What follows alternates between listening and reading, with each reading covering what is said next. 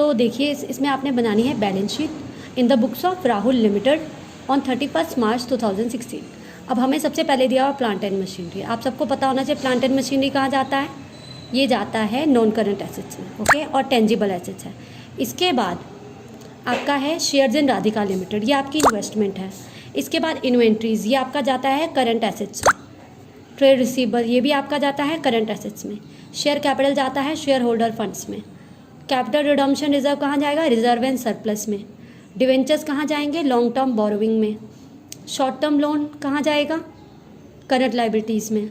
और provision for taxation भी current liability. सबसे पहले आपको ये पता होना चाहिए किसको कहाँ ले जाना है। अब सबसे पहले हम बनाएंगे नोट्स। हमने नोट्स उन्हीं चीज़ों के बनाने हैं जिनको आपने यहाँ पे ना शो करना हो। जैसे रिजर्व एंड सरप्लस है, उसके अंदर आपकी कौन सी रिजर्व जा रही है, कैपिटल रिडम्पशन रिजर्व 60,000 की जा रही है, ओके। इसके बाद जो आपके डिवेंचर्स हैं वो किसके अंदर जाते हैं, लॉन्ग टर्म बोरोविंग, ठीक है। मेन हेडिंग हमारी नॉन करंट है, ये दोनों सब हेडिंग्स हैं। तो डिवेंचर्स चले गए आपके 30,000 के। उसके बाद आपकी शॉर्ट टर्म बोरोविंग के अंदर आपका चला जाएगा short term loan from Monika limited, जो मोनिका लिमिटेड से लिया हुआ है वो लोन। इसके बाद शॉर्ट टर्म प्रोविजंस में आपका चला जाएगा, कोई भी प्रोविज़न होगी शॉर्ट टर्म, तो यहाँ पे टैक्सेशन की प्रोविज़न दी हुई है वो यहाँ चली जाएगी। उसके बाद प्लांट मशीनरी दिया हुआ है, ये कहाँ जाएगा, टेंजिबल एसेट्स में जाएगा। और जो आपके शेयर्स हैं राधिका लिमिटेड में आपने इन्वेस्ट किया वो नॉन करंट इन्वेस्टमेंट मान जाएगी, मतलब लॉन्ग टर्म, तो ये चली गई। ये आपने पहले नोट्स बना दिए, इनको नंबरिंग दे दी 1 2 3 4 5 6। अब आपने बनानी है बैलेंस शीट। अब बैलेंस शीट में सबसे पहले क्या आता है, इक्विटी एंड लायबिलिटीज़, ये हमारी main heading. Share holder funds, उसके अंदर आता है शेयर कैपिटल। शेयर कैपिटल हमें दी हुई है 1 लाख, वो हमने यहाँ पे ले ली, ओके। उसके बाद रिजर्व एंड सरप्लस, हमने नोट बनाया था, हमने नोट नंबर भी डाल दिया और 60,000 डाल दिया। हमने यहाँ पे शो नहीं किया CRR, कैपिटल रिडम्पशन रिजर्व, क्योंकि हमने नोट बना दिया था इसलिए। उसके बाद non current liabilities, long term जो लाइबिलिटीज़ है, ये मेन हेडिंग है।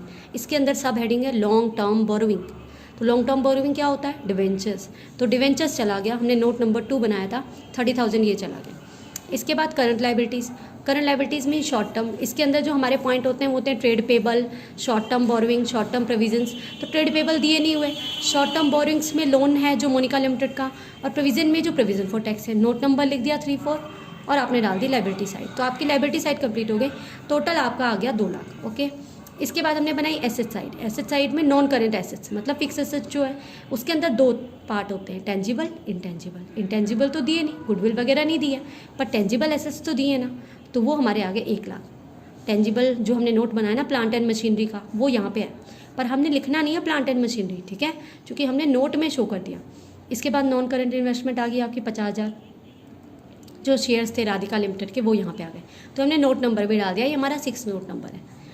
इसके बाद आपके आ गई करंट एसेट्स, आपके आ गए, ठीक है।